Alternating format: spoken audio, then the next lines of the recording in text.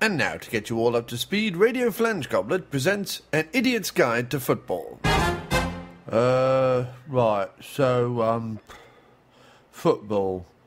Well, you get some guys, and they're on, what's that green stuff called? Broccoli, no, it's not it, grass, that's it, and there's these guys, and they're on the grass, and they've got a round thing made out of I don't know, sponge probably. What's it called? Ball. That's it. Ball. And these guys and the other guys, they run about. They fall over a lot and twist their ankles. And some of them have incredible hair. It's all about the hair, I think. Maybe that's part of the point system. I don't know. Is it how many injuries you get, or is it how ridiculously stupid your hair is for a man? Anyway, there's balls and feet, and you got to get the ball away from the foot quite fast, and you score points, and those with the most points wins. Those with the most points loses. No, less. Wait a minute. No, less points loses, and it's played. Well, the World Cup, which is what's going on right now. I've been told. Is it the World Cup? Doesn't sound right. What is it? The World Bowl? Maybe it's the World Bowl, or is it a plate? I don't know. Anyway, whatever's going on right now, it's lots of people wear flags. There's a lot of flag wearing and a lot of flag waving. And I think it's all about not liking the Germans. Anyway, I think that's football. Can I go have a lie down now, please? That was Radio Flange Goblets, An Idiot's Guide to Football. Your idiot this week was Marcus Tremlute. The music is by Pentingle, and his suit was by Carlos the Jackal. And now on Radio Flange Goblet, it's the after movie diner, innit?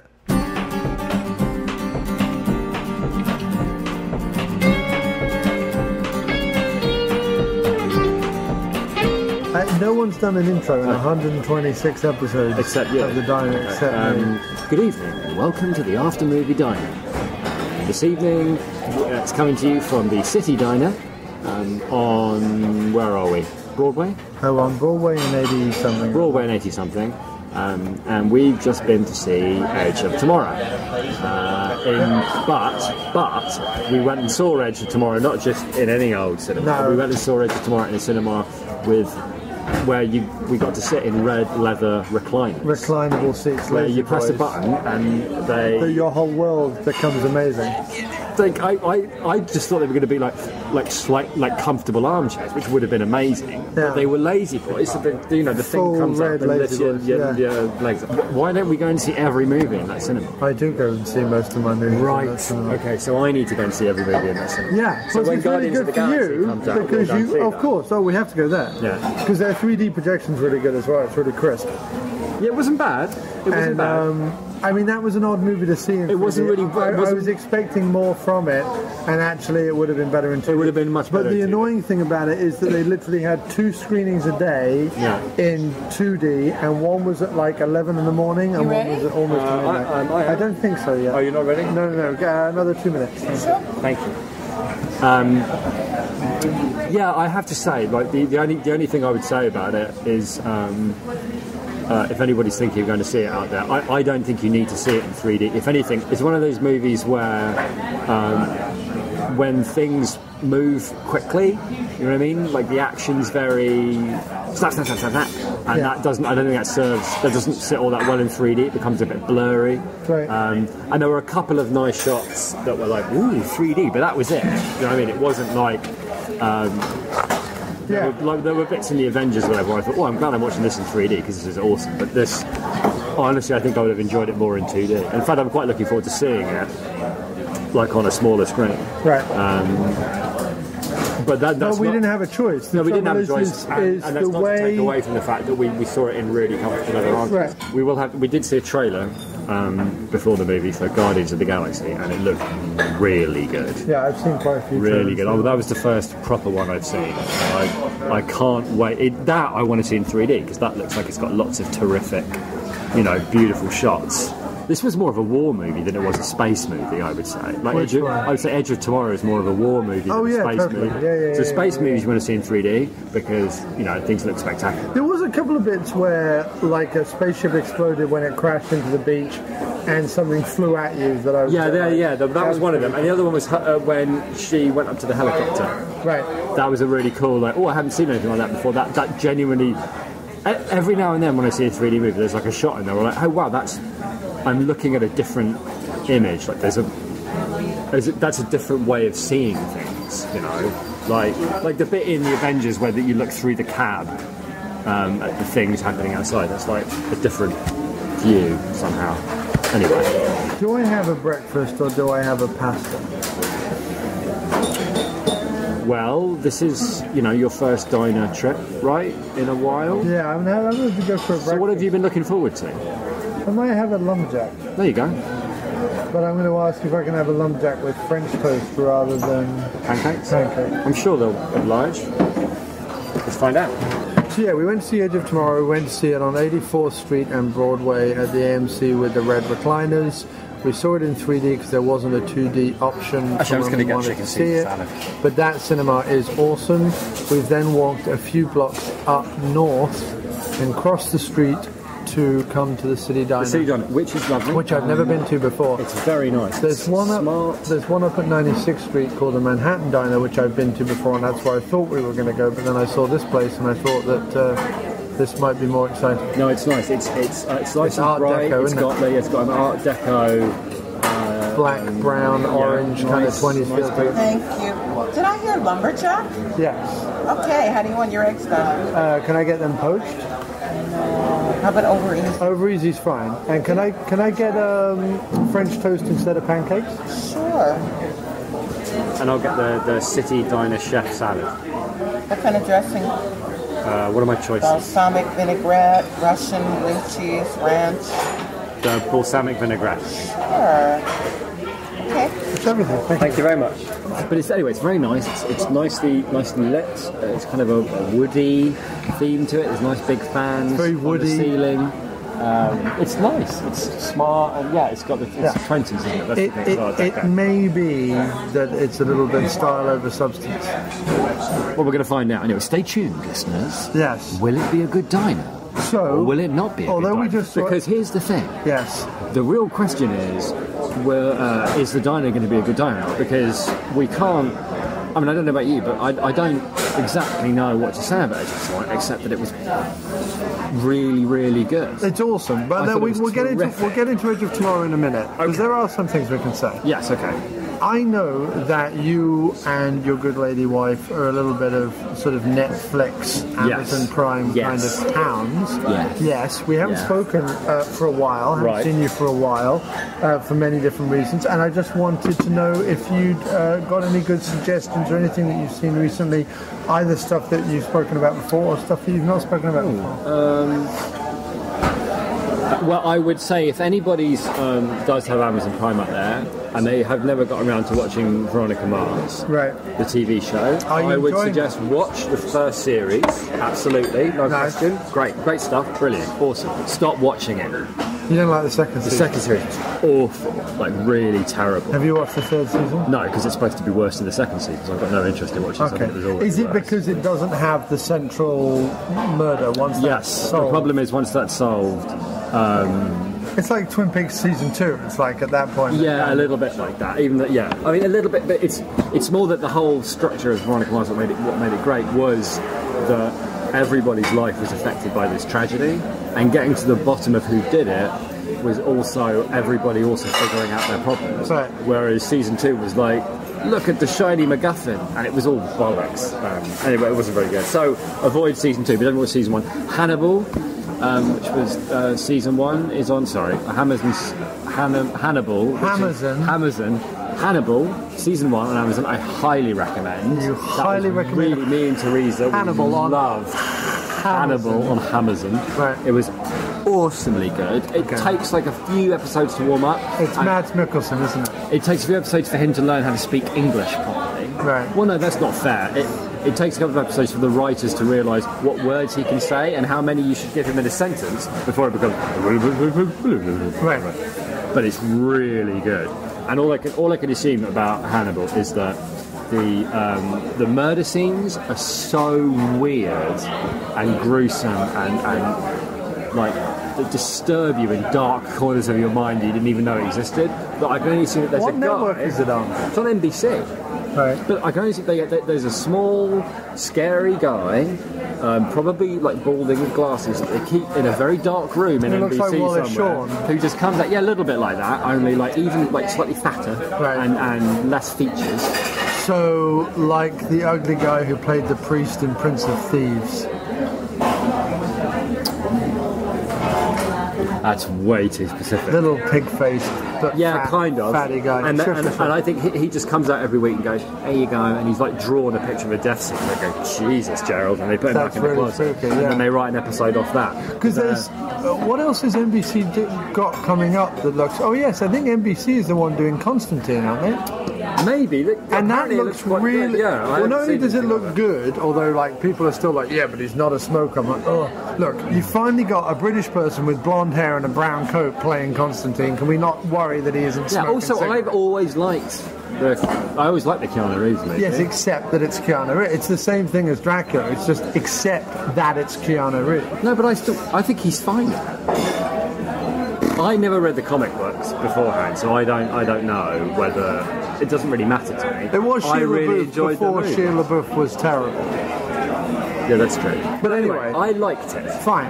Yeah. But I'm saying, what's weird about it is that NBC, along with ABC and CBS, are known for these like family-friendly, and you know they might have something like Scandal, which gets occasionally risque, but they're not really bad.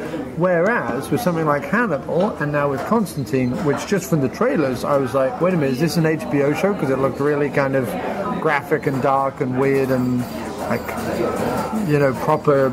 Well, I think the important thing for the American Family Association is, as far as Hannibal's concerned, that even though it's graphically violent and horrible, there's no tits, there's no breasts, right? And as long as there's no nudity, even though it's I mean, some of the images, like the last couple of episodes, for the first time as long as I can remember, me and the wife had genuine trouble sleeping.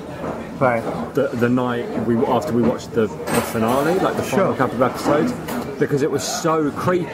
Yeah. We kept, every time we closed our eyes, seeing the really creepy thing coming for us again, and we were like, oh Jesus. And I haven't had that in the longest time, and it was an NBC show. Yeah. Anyway, it's really good, and Chip reliably informs me that I think maybe season 2 is even better. Do you think network shows are realising that, because you've got two things happening in it. Well, Hannibal gets You've got HBO and Showtime kind of hitting them out of the park repeatedly with a bunch of very gory, very high concept, also breasts, tit-laden stuff. Right.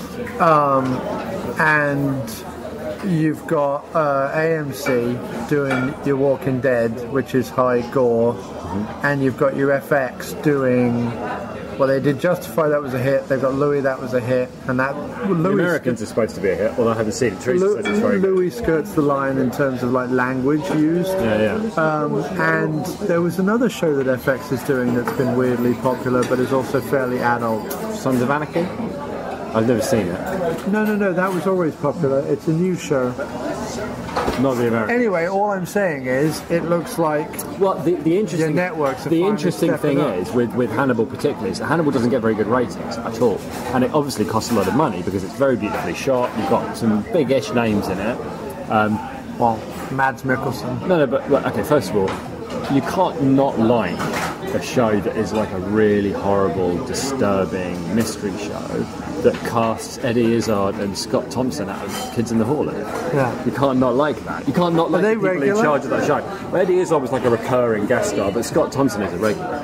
So I think it was a slightly camp, but like sort of comic relief, but more like Everything that's happening is so... It's on Amazon Prime? Insane. Yeah, you should definitely watch it. Yeah. I mean, stick with it, but it's really... I mean, I think it's great. I like mystery shows.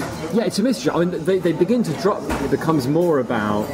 and I like the character. I mean, well, no, I like the movies that the characters appeared in. I mean, I even dug Red Dragon, and lots of people. Well, then you're like. I mean, it's more about he's a very different character. What I mean is a lot of people complained when like Hannibal was made and when Red Dragon was made that they'd like Hollywoodized the character, but. The books are like like a holiday reading anyway.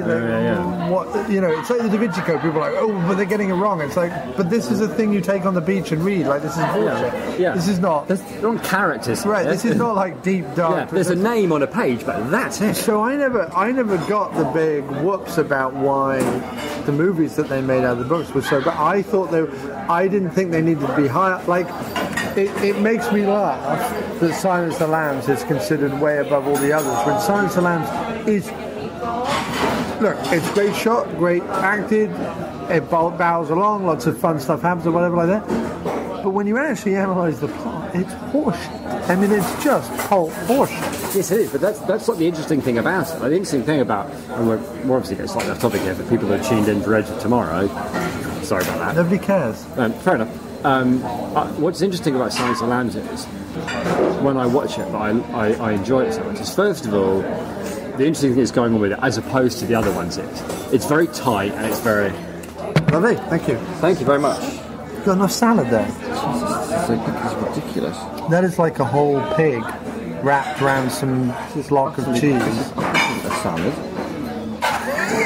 It's like rolled meat on it. This is crazy. So if I pour the... What am I supposed to do? Anyway, what's interesting about Silence of the Lambs is, first of all, it's very tight, it's very controlled, and everything... But it's cliched all to hell, is what I'm saying. I'm not talking about the plot, because you can still make really good films with really cliche plots, you can have really well-plotted films that are still tightly cliche. What I'm saying is, it's very small, everything happens in a very small space. Like Hannibal, though, it's all like, look at the... They're far too... The other films, other than Silence of the Lambs, are far too enamoured with, oh, Hannibal, he's so sophisticated. Gentlemen of everything you need. So you get lots of opera, squares in Rome, beautiful meals. But that's in the story. No, but it doesn't matter about that. I'm not talking about how accurate they are. I'm talking about what's different. In Silence of the Lambs, he's locked in a dungeon. And there's like a few paintings that he's done, but everything is like the things that it's all about. Yeah, Silence of the Lambs is. It's a very grubby, grimy, grey, small little movie. It's very tightly titled. And for one thing that surprised me when I watched it again is how much of it is close-ups on faces. There's so many conversations that are like those old Alan Bennett plays, TV plays, where a conversation would be real. Stream close up on somebody's face, looking right at the camera, talking, and then cut to. Thank you so much. Close up on somebody's face, and then cut to the other person, stream close on their face, talking right to the camera. It's kind of cool and intimate, while at the same time these horrible things are happening. But it's anyway. The TV series is different in that it's him before anybody knows what he is. So everything's quite secretive, and. But it's basically more... Dexter, isn't it? It's basically Dexter for NBC in terms of... No. Because he doesn't help solve any crimes. Oh, okay. At all. If anything, he will get in the way. But the whole premise of the show is he uses the fact that he observes the crimes close up and understands the serial killers to perform murders like them to cover up his own murders, which are for organs and what have you. Right. But it's really about him destroying the Will Graham character, who I think he recognises as a threat to him, a threat to his continued existence. So he becomes a part of his life and proceeds to like mentally destroy him. Right. It's much more of a long form thing. Nice. Glad Scott Thompson's getting work. No, me too. But it's very good, and I highly recommend it. It's very similar to True Detective in that it's much more about the mood, right, and how it makes you feel than the story that it's telling. Right. The story it's telling is necessary to make you feel that way. Sure. But it's not like, but who hit the bloke on the head with the thing? Right. That's not as important as how you're feeling when you watch it. So have you watched any movies? I'm trying to think. What was the last thing we watched? We watched quite a good HBO movie about the late night talk show war. That was quite fun. Oh. Letterman against Leno. That was a documentary or a reenactment? No, it was like a reenactment thing, like a made-for-TV movie. Oh, who's in it? Nobody particularly famous. But that's on HBO? Yeah, it's like an old HBO, like mid-90s made for HBO movie, but it's quite fun. We watched Thor: The Dark World, which we both quite enjoyed. It's really good, right? Yeah. I really like it. There's a dogfight between like two fighter jets going in between like 4 dimensions. Oh yeah, that was super cool. Right. Yeah. While 2 gods destroyed Greenwich. The only thing that I have an issue with is that he gets on at Charing Cross. Yeah.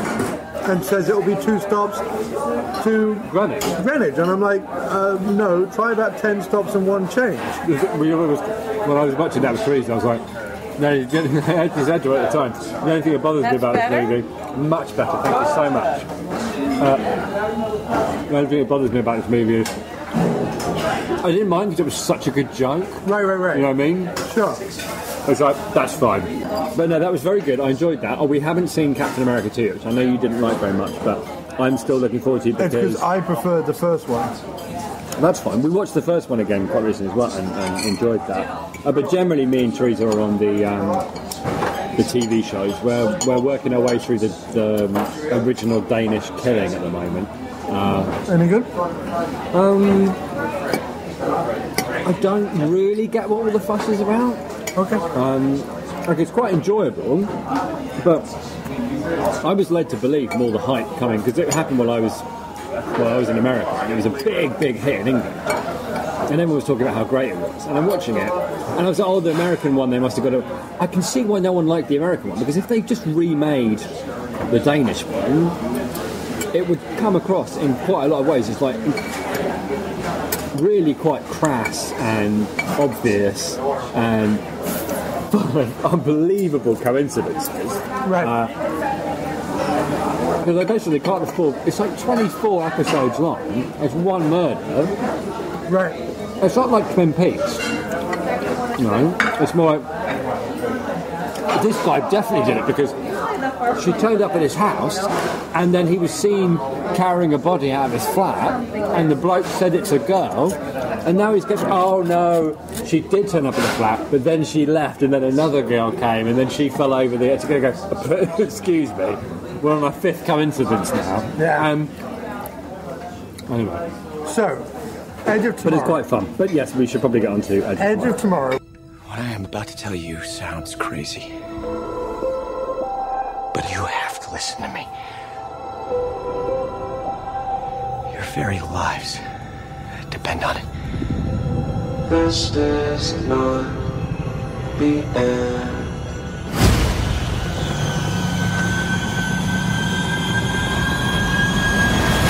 You see, this isn't the first time.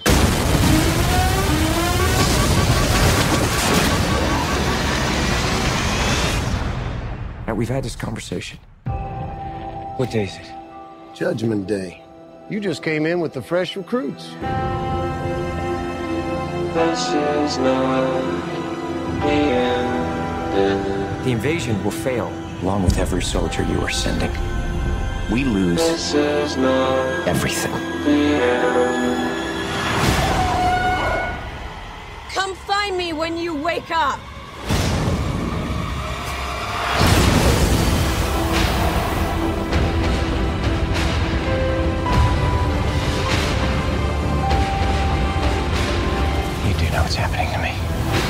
happened to you happened to me. You hijacked their power. I need your help. With what exactly? Winning the war. We can do this. Just come here every day and I'll train you. This is not No matter what I do, it's as far as you go. Why does it matter what happens to me?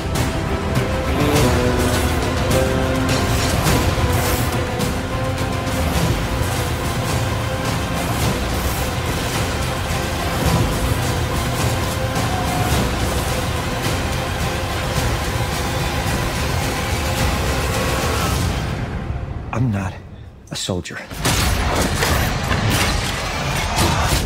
Of course you're not. You're a weapon.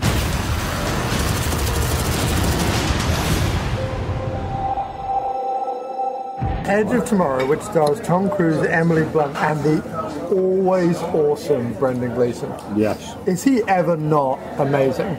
He has like 2 scenes in this movie and steals the film. He steals the film in the first 30 seconds. With one bit, by not speaking or moving his face. Right.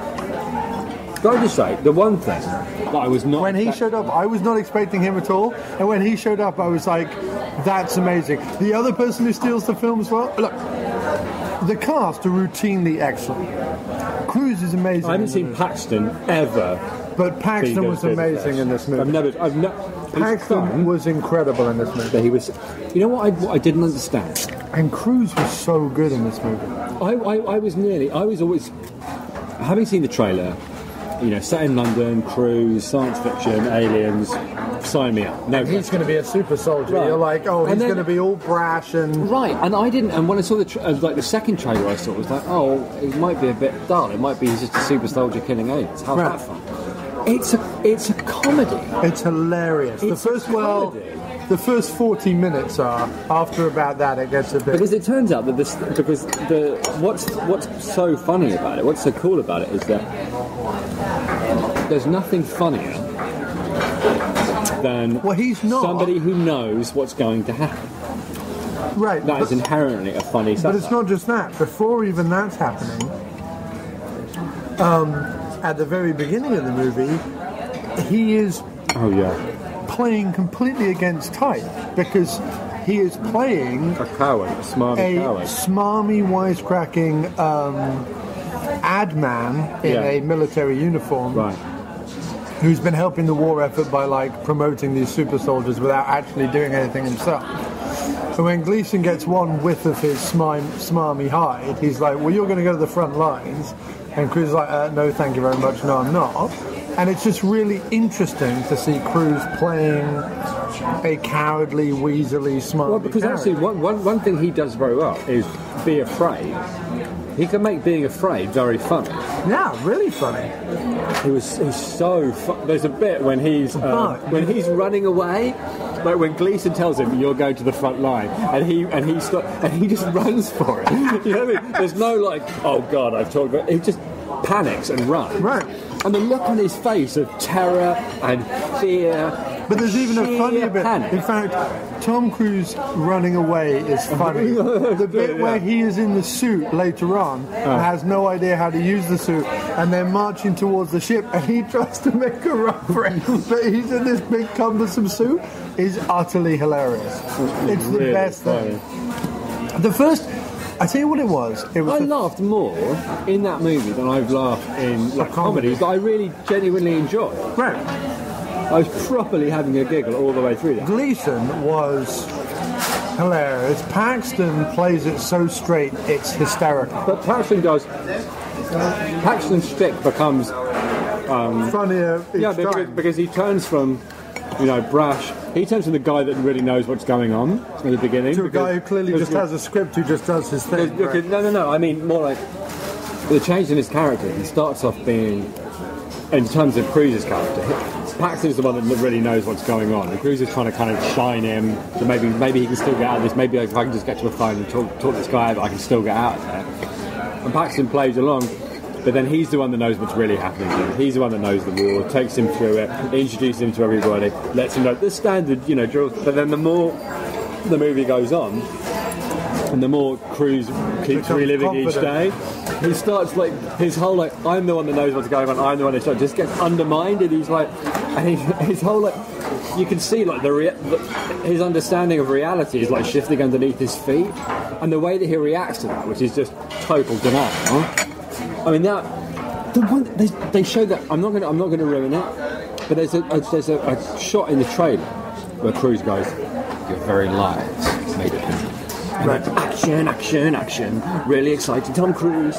But in the movie, what happens after that is fucking brilliant. Anyway, yes, it's very funny. The first 40 minutes is really funny and exciting. It's the best. Like, I really like Jack Reacher, and I really like Mission Impossible, and I'm not going to go all over that again. And I really liked Oblivion, but it's the best Cruise has been. Because it's in fact, I would argue that it's almost the best Cruise has ever been. And I'll tell you why. It's because in the opening thing, he's playing completely against type and being hilarious and playing it really, really well. Then, when he actually becomes the hero, he doesn't become the dun-da-da-dun hero. He's still he's still hopeless. Like the bit where they finally get to the farmhouse and the helicopter and that whole scene, which we don't have to go into. No. But even he knows that scenario is hopeless. Like, even he doesn't have the next idea. And then when they get to Gleason's office later and he has to get the thing out of the safe, the MacGuffin that's going to, like, spur us onto the third act of the movie, once that finally goes his way, he doesn't know what to do then either. Like, it's this constant... There were parts of the movie with the repetition that got a little like a computer game where you reload the level because now you know what to do up until a certain point and you're going to do that, blah, blah, blah, blah, blah, which is just a function of the story, and it's just unfortunate. And in fact, at one point, they'd done so much repetition that actually there was one regeneration where one of the audience members groaned rather loudly as if to say, "Oh God, not again," you know what I mean? Which, right. Okay, they were actually wrong about, but... No. But you see, I think what the trailer did a disservice to is that we were kind of thrown by the humor. And those regenerations, especially like the first handful when it's like boom, boom, boom, and even the bit later when he's training with Emily Blunt, they're meant to be funny. Yeah. They're meant to be... And unless you're in that mood, unless you know the whole thing is kind of slapdash and laughable anyway... Yeah, it's like... You're kind of thrown a little bit by the humour of it. And you probably want to just get onto the bit where they start fighting the aliens, but... Personally, the fighting of the aliens is sort of the least interesting bit of the movie. Yeah, it's done really well, and I love the design of the aliens, really good, but it's the least interesting bit. What I liked as well, the battle scenes were genuinely... What I liked is they were genuinely chaotic. Oh, they were really good. I mean, it was like the Normandy landings, but with spaceships. Right, but what was awesome, even when he like relive the day hundreds of times, and he knew everything was going to happen.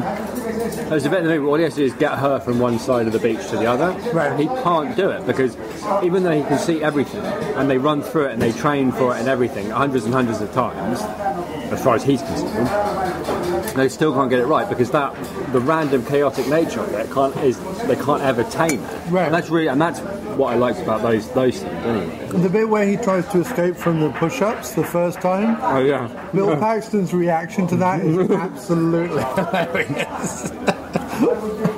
The bit where he goes, when the scientist shows him, first of all, tells him, well, this is what's going on and this is what we know. And he shows him the hologrammatic first of all, it's like Cruise's reaction to it, which is, this is not good. Right. But he's like, first of all, this is a terrific presentation. Terrific. That was one of the funniest lines possibly all year. But do you know so far? I'm going to say. But do you know why it was so good? Oh, God. It's because it harkened back to his ad character. You can imagine him being in a boardroom at that point, and some absolute hopeless ad man has come in and shown him some awful like pop-up model. Well, we should do this or whatever, and him being sarcastic has gone, "It's a terrific presentation, but sit the fuck down and let's deal with this," right? So I liked that they never forgot that part of his character. That first and foremost, he is a spin doctor. That's what he is. That's exactly what he is. Yeah. he's been spinning that these metal super soldier suits of armor are going to like save the war, and the reality of it is they're just not. Like, it's going to take absolutely every last fucking ounce of intelligence they can gather and all the rest of it, and a last ditch mission to even come close to saving the war. All the metal suits do is kind of even the score when it's just one-on-one with a alien versus a guy. They don't like win any wars or beat us, but he's gone round. You see the news montage at the beginning, like spinning the shit out of these things. Yeah. It was very cool, and there was no doubt there were bits in it where you had to take a leap. I mean, I'm sure you. But because I would guess, if I had to guess, I would say there's 3 or 4 bits in the film that's missing, like a minute or a minute and a half, that's required for you to make the leap to the next stage. Right. But I think they went through it, and I think they took all the bits out, because I think what's awesome about it is that the pace grows and grows and grows, even when there's as with the function of the plot, because with the regenerations, as you're saying, it gets repetitive.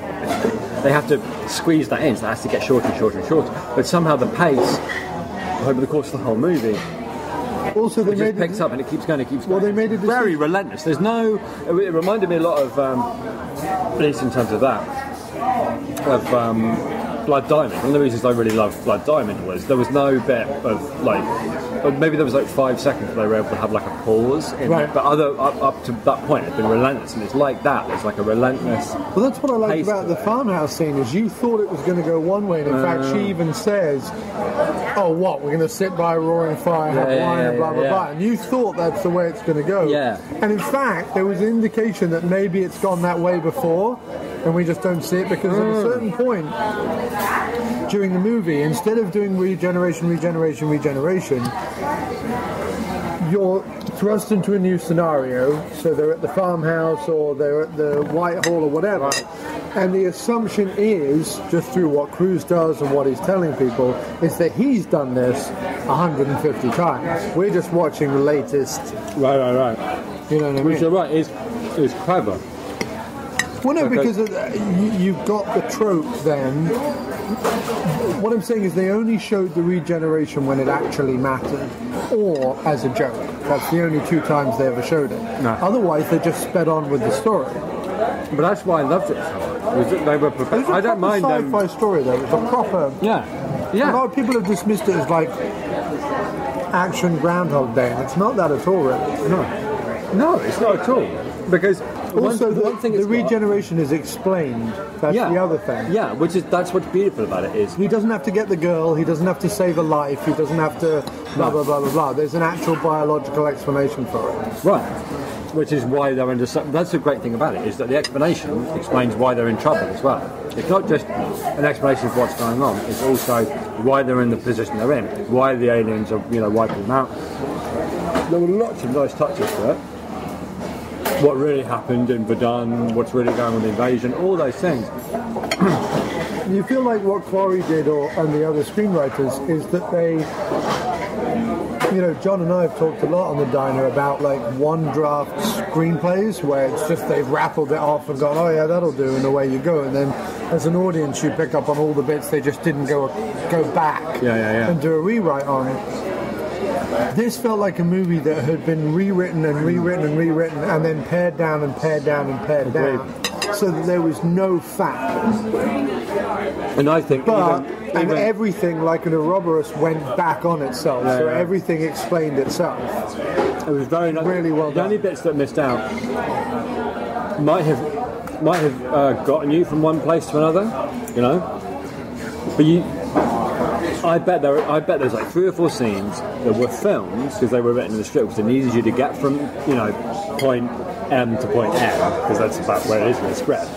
But the director was gone, if we yank it out though, it keeps the pace up and they'll just accept it, because we're just taking them from. Because what's so cool about it when you think about it is, despite the fact that it's going round and round and round and round, it's always moving forward.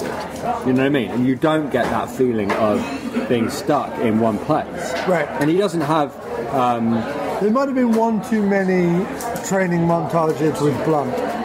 Well, no, because what was cool about that was that he was crap in most of it. But that was cool about the whole movie. Yeah. Is that he was crap. Yeah. It was very, very good. I really enjoyed it. Because even in the farmhouse sequence when he left Blunt behind, he didn't just like shoot the aliens and move on. He was like blooded and sweaty and dead. Like he really had to beat the hell out of them. Like he wasn't like Arnie or something. He wasn't just like boom and they're gone. Like he was really having to fight with them. Even after he'd done this a million times, he was still having to just battle the hell out of them. I mean, there's not much I can say wrong about it, really. It was a tight, good script without too many holes, although I'm sure some internet nitpickers somewhere have found some, but I didn't notice any. Bill Paxton was amazing, Gleason was amazing, Cruise was amazing. He was terrific. Blunt had very little to do, really, with her character, to be perfectly honest. Yeah. She didn't have much to do, but she was convincing. Like, I believed her as strong. Yeah, at least it was a strong woman. Unapproachable and unknowable and all that, but without that being...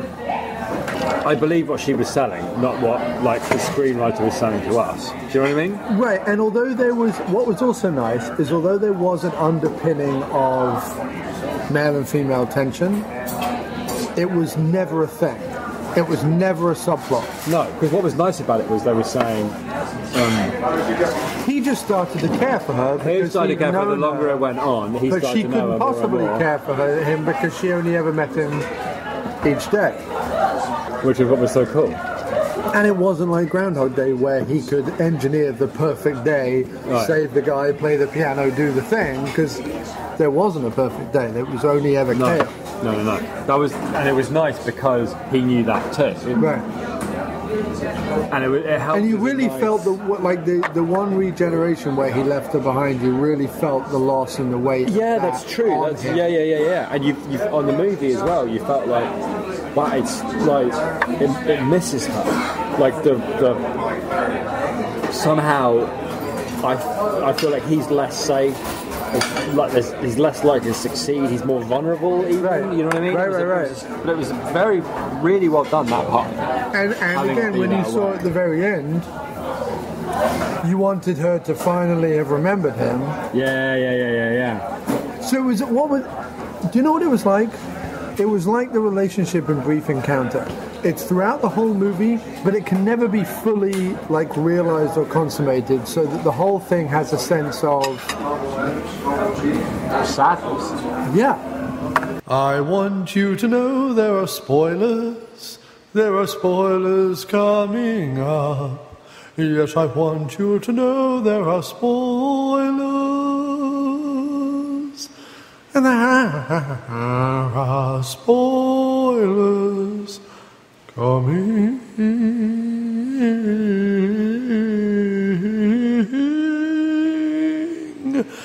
up.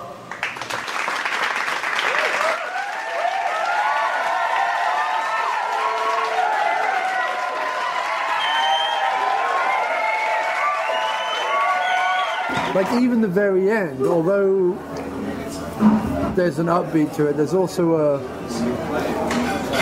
how's this gonna a slight melancholy to it. I mean, other than now he can sit her down, explain it all, and hopefully then over the course of the next few weeks build a rapport. But I mean, it'll be difficult though. It won't ever be the same because they won't have to go through the trials and tribulations together. Yeah. You'd have to put a spoiler alert before that. Well, maybe. I'd put a spoiler alert before that. And in which case, I would say, you know what else I liked about it? Before that we just talked about happened. Which is why I'd like to put a spoiler alert before it. Sure. Because genuinely, when he woke up on the helicopter, and he landed, I thought, shit, is he going to have to... I really thought, is it been for nothing? Is he going to have to do it all again? Right. I really thought. And I never get, or hardly ever get fooled. And I really thought that's what they'd done. Right. The strength of the stuff that had come up What's weird is the whole had spun him back further. Right. In a weird way, the whole movie is about him earning the uniform that they've deemed to give him. Yeah, I mean, ish. I see what you mean, but I'm just saying you can read lots of different things. Thank you. You can read lots of kind of different things. I suppose that is a function of when he gets off the helicopter in that uniform. He's not a fraud in it anymore. That is true. But there was you could as well, although it is, look, I want to make it abundantly clear, it is just a funny wham bam sci-fi action movie. As far as sci-fi action films go, and especially if most of the people that I know that like sci-fi like comedies too, like they like funny, like Red Dwarf, or even things like. Or the later Doctor Who's and all that. Yeah, the later Doctor Who. Even Star Trek has a sense of humour. Oh yeah, of course. Do you know what I mean? And I'd pay good money for him to shut the hell up. Right, and people like Han Solo because he's funny. Right. People like that, Battlestar Galactica was great. Don't get me wrong, it was very Poe, but the great bits in Battlestar, with the English Doctor going mad. Anyway. What I liked about it was funny, but it was exciting, and it was cool, and it was proper sci-fi, like you're saying. It hung together as a story. It might not have been saying anything great about the human condition, but I think it was saying something about I'm saying you could the adaptability of humanity should it ever become faced with a species that it's not that is stronger or bigger or has bigger ships or anything, but fights in another dimension using weaponry that we can't even understand or won't understand. Right. You know.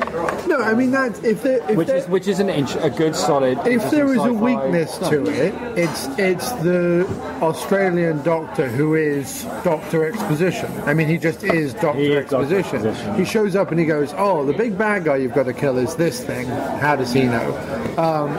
Which I know how it's explained how he knows, but even so. And then and I was developing a machine to kill the big bad. It's fine. You get through it, and there's explanations for it. But he is just Doctor Exposition. That's true. He is a bit. No, he's more than Doctor Exposition. He might as well be Dr. McGuffin. He's the guy that goes, "Oh, the thing you need is." Right. It's like. I mean, I guess I understand it, but he would have to have an alpha to test it on. Which obviously he does. I guess, you know what, it's fine. There may well have been a scene. If they'd stuck, here's the thing, right? And this is what I admire about it. If they filmed a scene with him, with a captured alpha, and there's a 15-20 second montage of him fucking around with the alpha and the thing and the radio waves and looking at his screen and stroking his beard and wiping his glasses and then going, aha, we'd have been fine. They would have been, that's fine, I buy it. He's a scientist, he's in a room with the alpha, they've obviously been there for a while because they're in Europe, regrouping, whatever. That's totally cool. And clearly Emily Blunt comes back and, talks to him and seeks him out and explains her experiences, and it was fine because they stated in that early scene the modus operandi of the aliens is this, and that never changed. It wasn't like in the third act they went, oh, and by the way, the aliens also do this with bunny rabbits. They set up the world and then they stuck to the rules. That's what I'm saying. And see, all good sci-fi does that, especially pulpy sci-fi. Right? You set up your world, and as we go. The thing I can't stand is you're creating a whole new world, and that's good. What I like is when they take an established thing, Night Watch was a good movie. I loved Night Watch and Day Watch. They were a terrific movie. They're strangling an otter. Or maybe murdering a penguin. But in the book, it's they're vampires. But these there's a special place called the fucking... I can't remember where it is. Right. It's another realm that they go to, and it's underneath our realm. And here, these are the rules. And then the whole, all the stakes in the final fights and all that are all dependent on these rules that have been created about this. And you're going, there's nothing going on there. Whereas in Edge of Tomorrow, like you're saying, they set up the world, and the stakes are, well, this is the thing, and you have to kill it, right, or else this is never going to stop. And its defences are powerful, no question. And however they've evolved them, it makes sense. But we can also use its defences against it. Right, but they say if you kill it, you'll be fine, and it doesn't, you know. Which, by the way, the other thing is that trope about like kill the queen and the others all like kind of go away. Which, judging by what Brendan Gleeson said at the end, the others hadn't gone away. They just were at that point weakened because they didn't have control anymore. No, he said they don't have a capacity to fight, which suggests that. I mean, they looked at the end as if they were kaput. Like they didn't look alive, but if they were alive, they were very weak. You know? Right. But the idea was supposedly, like they talked about it as one organism, didn't they? Right, which is that's a trope we've heard a million times. Right. But that's how you need that because. The stakes are so high. I'm just saying he has to do so much. I'm just saying that if anyone's going to criticise this movie, and I'm trying to jump ahead of like any internet criticism it might get, it's going to be criticised for they've stolen that trope from this previous thing, like the Invasion of the Body Snatchers type thing, or they've stolen this bit from Groundhog Day, or they've stolen whatever. Like, but I'm here to say that yes, there are familiar tropes in it. And yes, there is Doctor Exposition. But it is done in such a classy way. It's made very well by Doug Liman. Yeah. It's acted superbly well. And it is written very tightly by the screenwriters. And has clearly been rewritten, which is the opposite. It really is. You can tell the difference between a movie that has been written once, maybe twice, and a movie that's been written polished more times. Now, a lot of people might look at the fact that there were 3 writers, 4 writers, and scoff at that.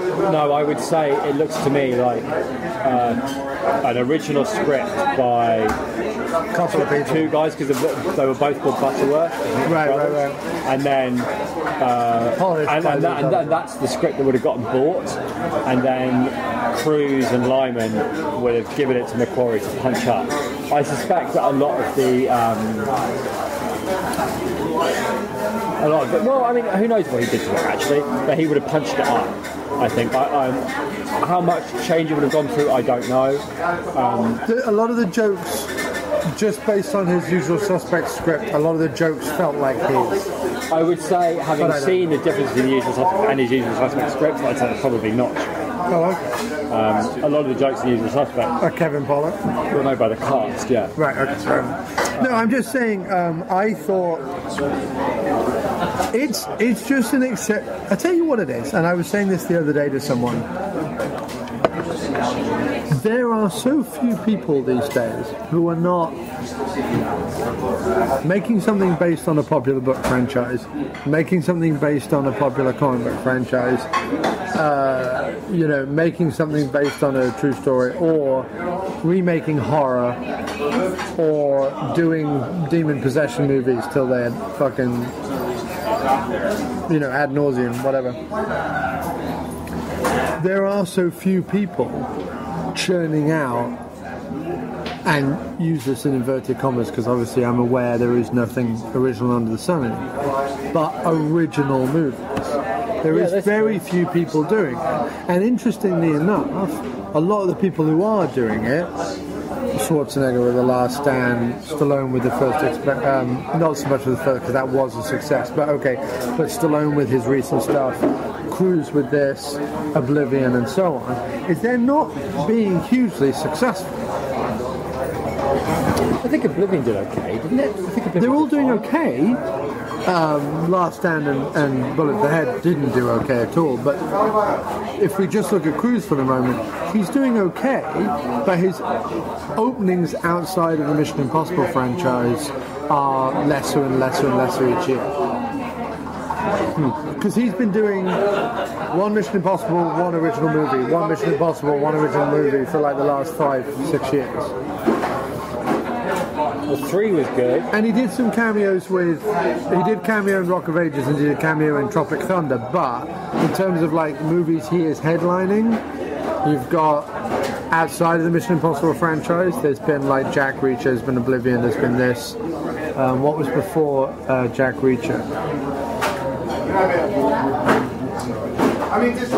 I don't know, but he's been doing like 2 movies a year, one of which is Mission Impossible and one of which is Well, I'm all... I mean, I'm saying what's interesting about it is there's so few people doing that now. You could say maybe Damon is another one who's kind of... But even his day of like being a leading man seems to be kind of over. I mean, Elysium was the last thing he did, and that was not successful. That wasn't his fault. I think a lot of people were disappointed with how... I mean, I didn't even see it, but I remember... I've never gone from... Like, Elysium had an anti-trailer, as far as I'm concerned, because I was so excited about that movie, and I really liked the sound of the plot. And then I saw the trailer, I was like, oh, it's going to be that thing where the final climax is going to be like the climax of Iron Man, or... Right. Where it's like 2 guys in suits, like, shoot each other. It wasn't, but... Well, it was part of it, but the problem with Elysium was that the action was directed in the worst possible way. That was the real problem with Elysium. Everything else in Elysium, and also I think John pointed out in Elysium that at a certain point his character disappears. Like up in the first half of the movie, he is this kind of rather charming character where he's so at this point beaten down by authority. He's just kind of nonchalant and snarky to it all the time.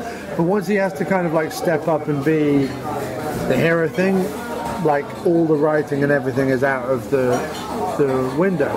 Whereas the best thing about District 9 is that even when he's like turning into an alien and trying to pilot the ship and everything, he's still that weaselly guy that he was all along. There's no point where Sharlto Copley in like District 9 suddenly goes dun-da-da and becomes a superhero. He's always a guy in conflict, trying to like deal with whatever the hell is going on. The only switch that happens in his character is he goes from being like a braggart to being scared and no one helping him. But that's a perfectly normal transition if you were suddenly being taken over by like alien DNA. No, I agree, but I just thought it was But District 9 was clearly a flash in the pan because Elysium was terrible. I have a feeling that the director, what's his name, Neil Blomkamp, is a lot like Richard Kelly, in that when he doesn't have a lot of money and he's not allowed to do everything that he really wants to do, the things he does with what he's got are really imaginative and very cool, and it's all about like character and suggestions and like just like things going on beneath the surface, and it's interesting. But when he's allowed to do whatever he wants, then he forgets about it and he concentrates on how things look. In Edge of Tomorrow, what's going on is that actually it's about the transformation of a smarmy, self-involved coward into a hero, and it's a comedy along the way, and which makes it sound like Groundhog Day. Right. Well, I guess no, it's not really, because it's not. It does make it sound like Groundhog Day. It does make it sound like Groundhog Day. But the difference being is in Groundhog Day, the thing that lets Groundhog Day down, and this was never in the original script of Groundhog Day, it's only what happened when Groundhog Day got retrofitted as a romantic comedy, is that the ultimate goal is that he nails Andy McDowell. And you're like, really? That stops an eternal life, or a life of eternal torment is having sex with someone bland? Like, I think marrying Andy McDowell would be a whole new type of Groundhog Day. That's what I'm saying. Going, oh my god, I'm with Andy am I McDowell. still married She's to Andy wearing a McDowell? floral waistcoat over the top of a roll neck, and I want to punch her in the face. Yeah, no, that would be a whole new... No, and also the fact that Andy McDowell's character is considered the perfect human being, like she's... Yeah, well that's... But she's not, she's pretentious and homely and... No, agreed. But just... What I'm saying is... He doesn't have to boff Emily Blunt to win the day, is what I'm saying. No, good point. No, good point. I guess what I mean is that it's that little unexpected thing that happens in a movie where you realise that you really love it. Although, actually, that was brought up in Edge of Tomorrow. What? Because he said, have you tried... Oh yeah, that was a good joke though. Yeah. Because she was like, yes, I... But what I like about it is within the script, without it being nudge, nudge, wink, wink, within the script there's a couple of scenes that preempt where the audience's brain is going to. Yeah. Yeah, that's true. I can imagine someone going to see Edge of Tomorrow and not buying it, maybe not like a cruise. They don't like cruise, whatever, and everything then to them becomes, ridiculous or whatever. And it's just those moments in movies where, for whatever reason, like in Inception, right? When it was about 20 minutes in, I was thinking, do I like this, or is this, awful? Is this pretentious? And then it reminded me somehow, in the back of my head, of old 70s science fiction short stories that I used to read. Like, on the way to work, I would read short stories because I would be able to finish them before I got to work. And I would read a lot of the sci-fi ones. And it was just, I realised it was just like that. And it wasn't trying to be serious about, the human subconscious, or even being a particularly accurate representation of dreams. And I know people that normally love Nolan stuff hate Inception because it's got nothing to do with dreams or how dreams work. And that disappointed them because they wanted Nolan to make a movie about what it was really like to be in a dream. But when I realised it was, what it reminded me of was those science fiction short stories, I started to really enjoy it as this overblown, like, fantasy heist story that was science fiction, so you can get away with quite a lot of nonsense in sci-fi. As long as you, just like Edge of Tomorrow, as long as you keep it moving and everything moves forward, no one sits around for too long going, oh, nice. What does it mean? Then, and it's just like, oh my god, that building's turned upside down, we better get out of here. I can get on board with that movie, but I could just as easily have been turned off there. Whatever it is about that thing that clicks in your head that makes you go, alright, I'm on board, I'm with you, and what it makes you go, this is shash. I don't know what it is, but unlike some movies, even movies I've enjoyed, I've gone, but that one I was like, this could keep going. I didn't feel like it dragged at any point. We can both, Edge of Tomorrow's brought us together in an appreciation of a really good movie. Two things surprised me. The comedy surprised me, yes, and Gleason being in it surprised me. Yeah. Neither thing was revealed in the trailer. See, I tell you what surprised me is I've always thought of Paxton as a bit one note and without all that much going on. Even though I enjoy his notes when he pops up in his little cameos in movies, I've always thought of him as a bit one note, not all that interesting. But he was really good in this. Like, he was doing things that I hadn't seen him do before, and he was doing them really well. It's interesting what happens when you give an actor a funny little mustache and like a shaved head and put a bit of years on him. Don't know. What was the thing about his? There was shit about Kentucky when he was saying he comes from Cranberry, New Jersey, and he says, "Oh, make a lot of cranberries there, boy." Or something. He says, "Oh yeah, the best cranberries in the state." He goes, "No, they don't make tomatoes. Why do they call it cranberry then?" No. Yeah. And why do they call it cranberry then? And he says, I don't know, why do they call it science? He goes, don't know, never asked. So he goes, never asked, don't give a shit. No, never asked, don't care. I was there. So that was nice. But he's great in it. Cruise is great. They're all great. It's a great, funny, exciting movie. And it's got a lot more... it's a lot grimier and a lot more original things going on in it than Oblivion.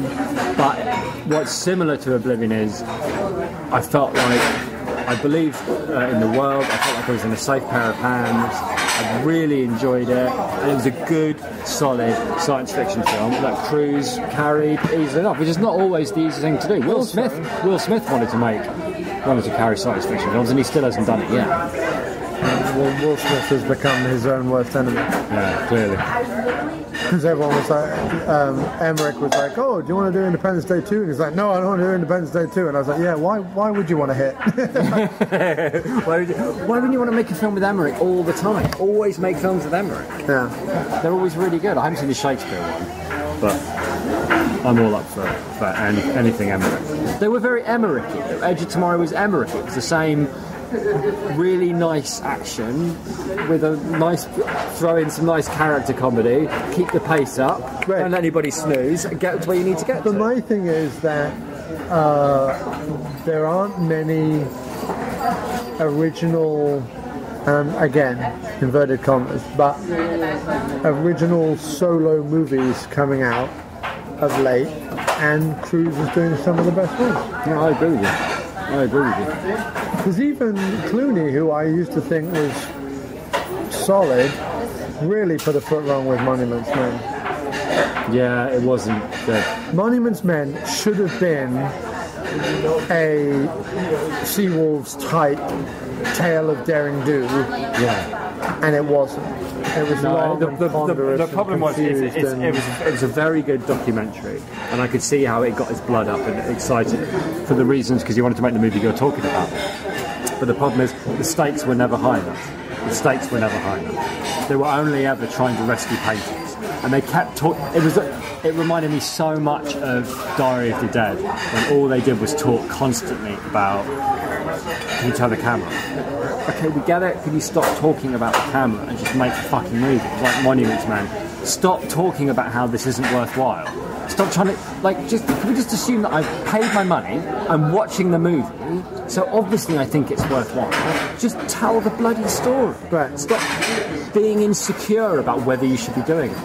Yeah, it's like in Argo, they didn't... There's that bit at the beginning where they go back and forth, should we save these guys, are they worth saving, blah, blah, blah, blah, blah. But once they've said, no, we're saving them and this is the mission then they're on. Yeah, there wasn't a point then when they were... Yeah, they weren't going, ooh, yeah. Anyway, we should... But sure. I enjoyed it very much. Thank you very much for having me on the diner again. Thank you very much for being on the diner. I thought Edge of Tomorrow was terrific. And with that, let us end the show. Thank you, sir. I've enjoyed it. Thank you for having me, man. You know what I would really like in my life, Jiff? What's that thing? I'd like some Cockney Collins. Hey! We were lonely and you needed a friend, and he was there at the right time with the right smile. Well, just a shoulder to lean on, someone to tell you it'll all work out alright. But don't let him steal your heart away. I said, nah, let him steal your strawberry tart away, dear.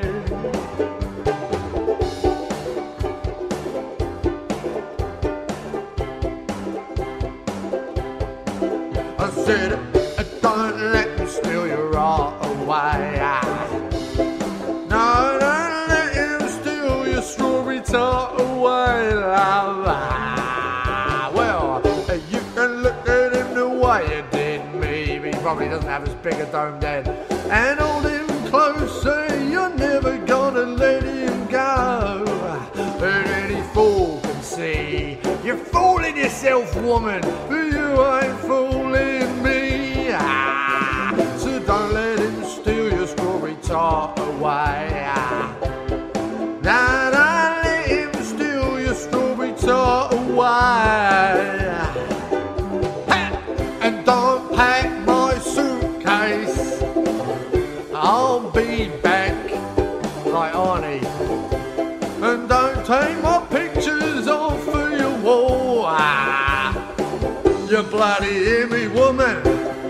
Don't let him change a thing, 'cause I'll be back.